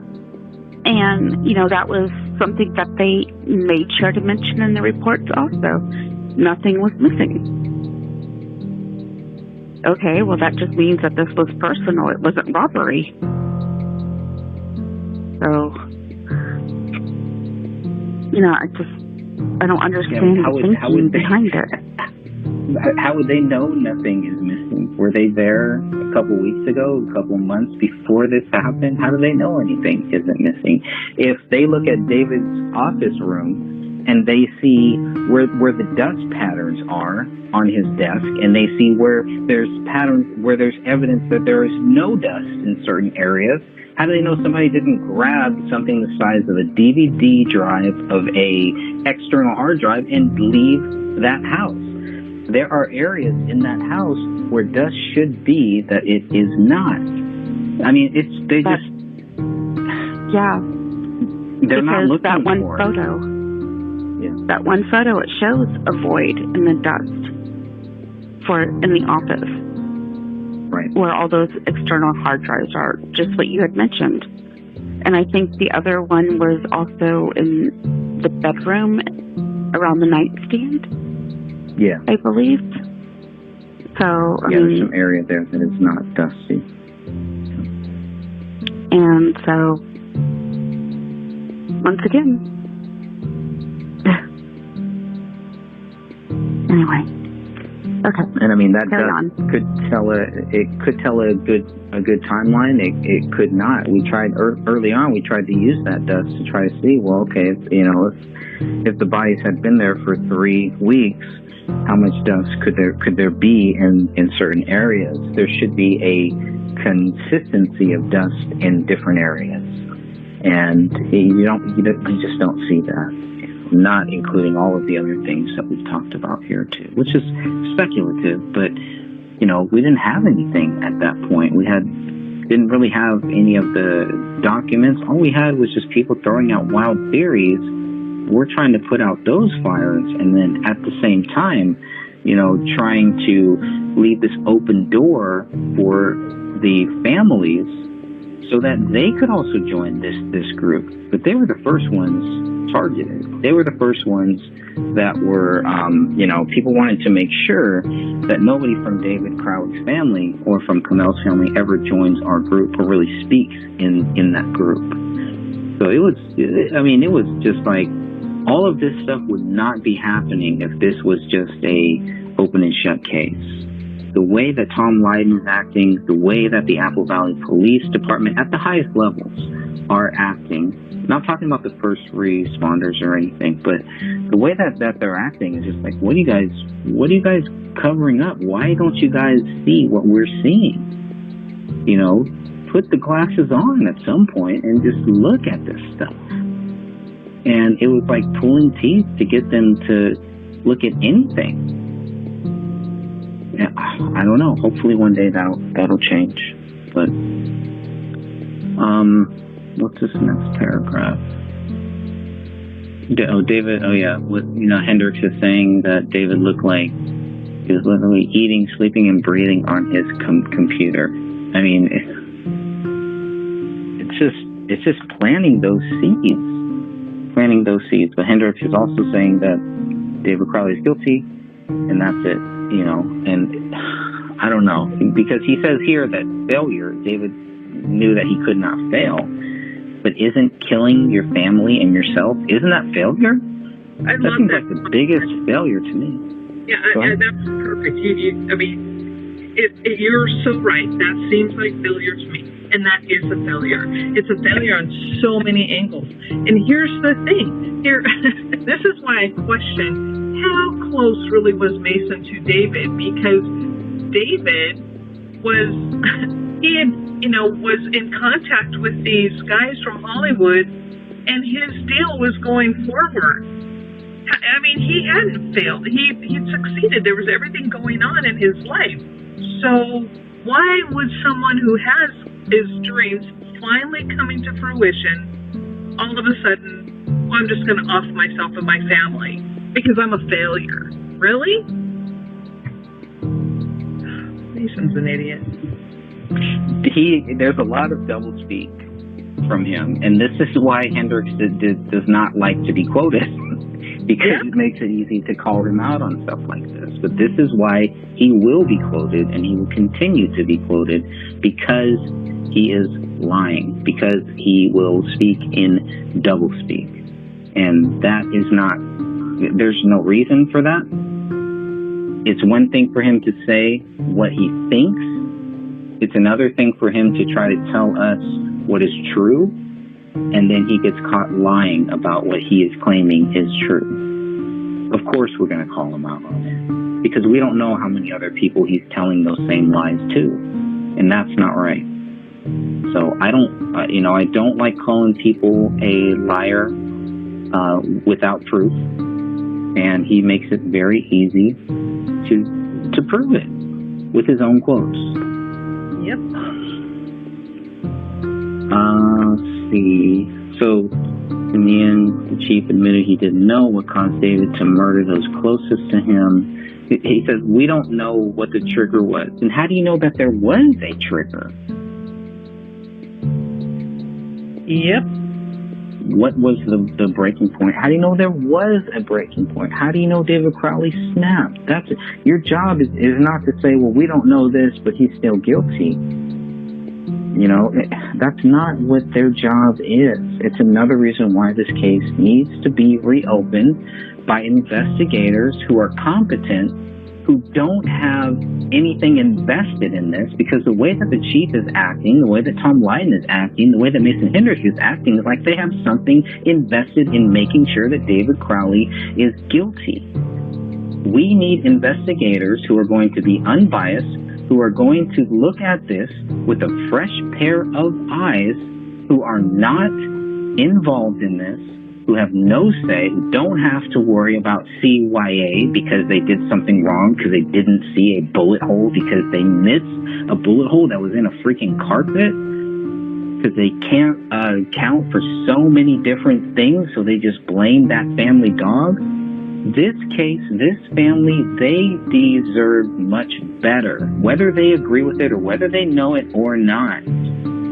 This family deserves much better, a thorough investigation. We keep hearing the same doublespeak. The cops did everything right, yet they suck. They're a bunch of pigs. You know, the cops did a thorough investigation, yet we've given them so many different bullet points that explain why they did not do a thorough investigation. A thorough investigation does need to be done. They are acting like it has been done. We know that it has not been done yet. But I believe that it can be done with the right person, with the right people, with the right investigators. It can be done. Now, it's up to these investigators at some point. They're going to have to do that, or else we're just going to keep doing it. Somebody has to. Somebody has to keep doing it. So I feel so blessed to have so many good people with us here now, looking into this, the different views, different angles, different, you know, stories, whatever it is, but real people looking into this.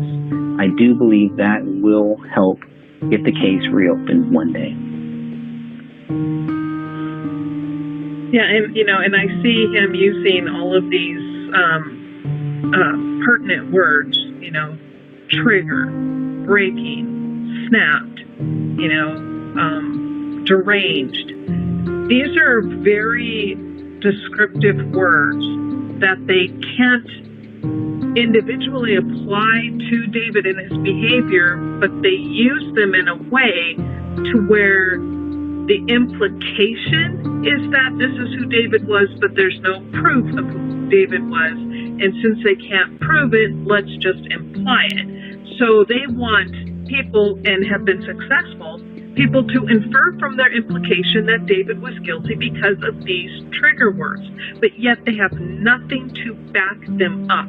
Nothing. And I guess that's just, I don't know of any of us that if they presented solid proof through good investigation that he indeed had done this, that not one of us would just sit there and go, okay, well we're just going to stick with our story no matter what.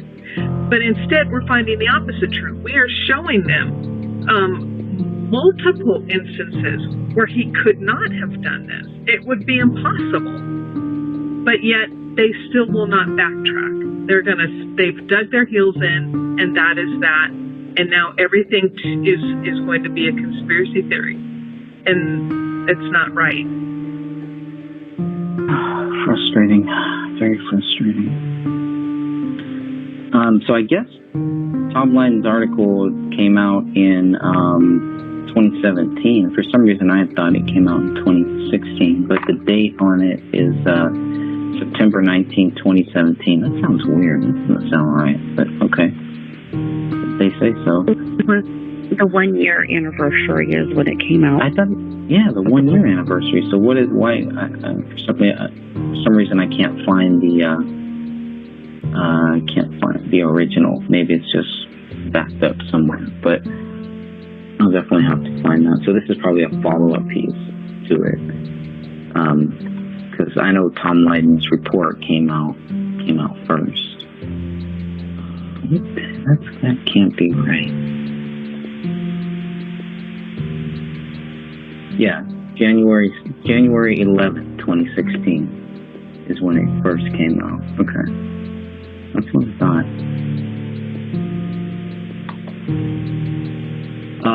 Only one sentence left here.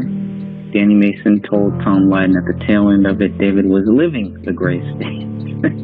It seems like Danny Mason wanted to live the gray state too, right? The only problem was David Crowley was cutting him out of the gray state that he wanted to live in. Maybe David saved his life. Danny Mason, maybe he would have snapped and went into a dark place and everything, and, you know. Well, where Danny wanted to take it was not where David wanted to go.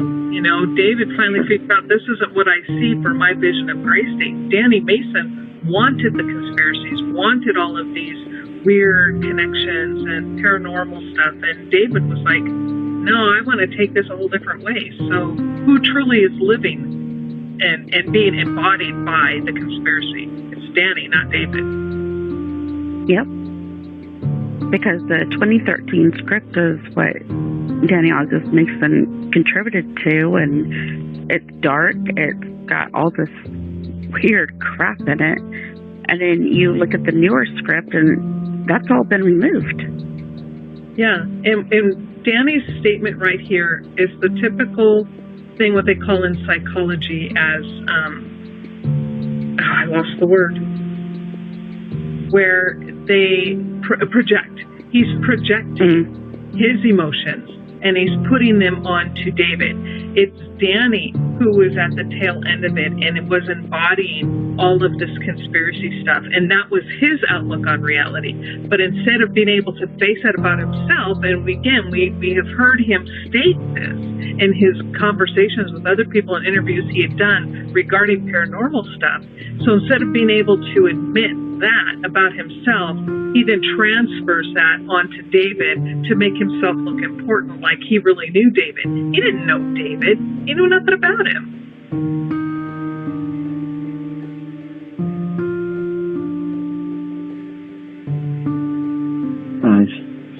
Even by him to the extent where it would dictate a lot of his thoughts and ideas. I guess that we're coming at. This is so crazy. I was going to play a little clip of Tom Leiden's first news report. Now that everybody can hear it, it'd be pretty cool. Let's see.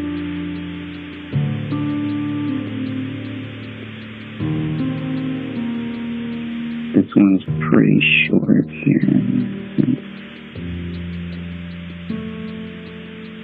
Should start somewhere. Neighbors had also seen guns in his garage, but didn't know if they were real or if they were props from his movie. 2933 Sam 14 for suspicion, 1055 Ramsdale Drive. Cop reporting suspicious behavior next door. Went over to the home to the right of the RP, sees dead bodies inside the house, dog inside, sees a gun in the house on the floor. Friends and neighbors bring flowers to the door of the Apple Valley home, where a family had laid dead for weeks. All police will say is that the couple, David and Camille Crowley, and their 5-year-old daughter, died from gunshots in a murder-suicide. When police arrived Saturday afternoon, only the family dog was still alive. David was a military veteran and aspiring filmmaker, the director of this slick trailer for a movie project called Gray State. The plot line had America turning into a tyrannical police state. For 3 years, he'd been trying to sell the film concept to a Hollywood studio, and recently told friends he was on the verge of a $30 million deal. And this is with no budget. We've already passed a lot of local films on Facebook in popularity, and we're in hibernation. The Gray State Project had attracted the attention of libertarian conservatives. This was Crowley speaking at a Ron Paul event 3 years ago. No Hollywood studio will touch the Gray State Project due to its contentious nature. That is why we need your help to get this film financed and seen in theaters. The grisly nature of the Crowley's death led to headlines on People magazine and British tabloids. And on social media, plenty of conspiracy theories too. Even a Facebook page called Justice for David Crowley. with people saying they don't buy the official story, suggesting the Crowleys were murdered by special ops because the anti-government theme of his movie.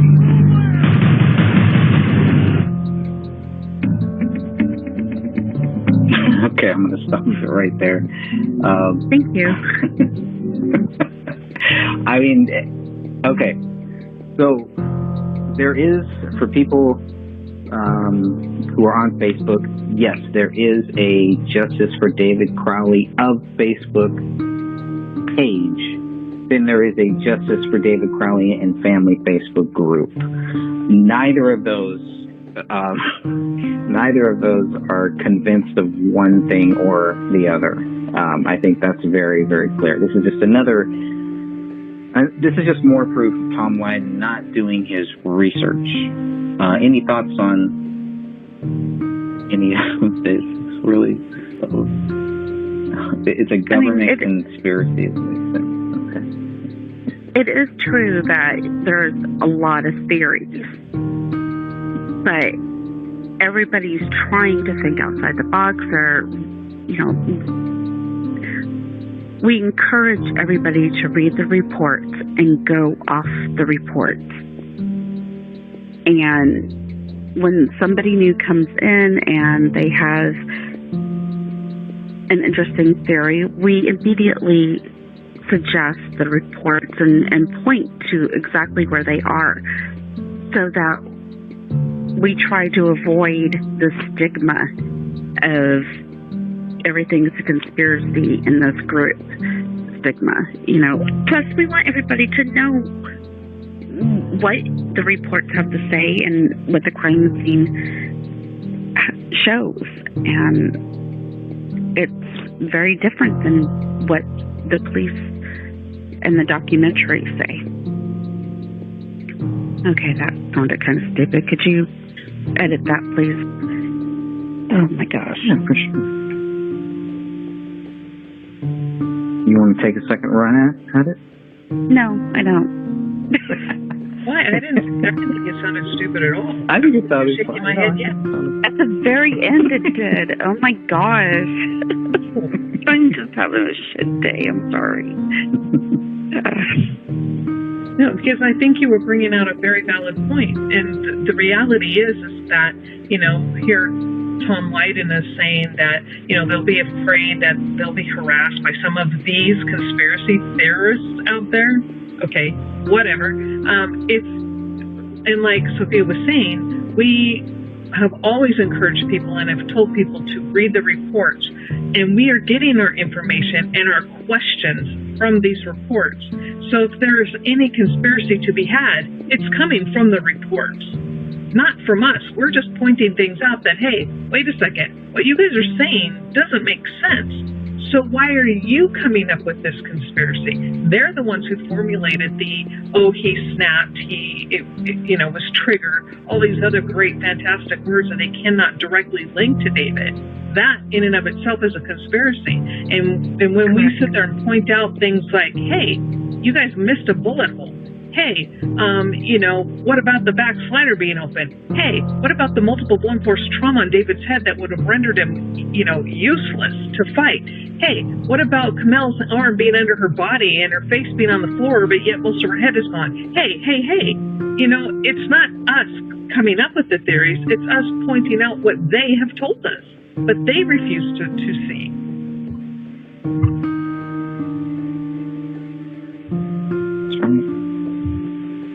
Yeah, and this just seems like this last sentence just seems like a clear message to the families. Don't go near these people.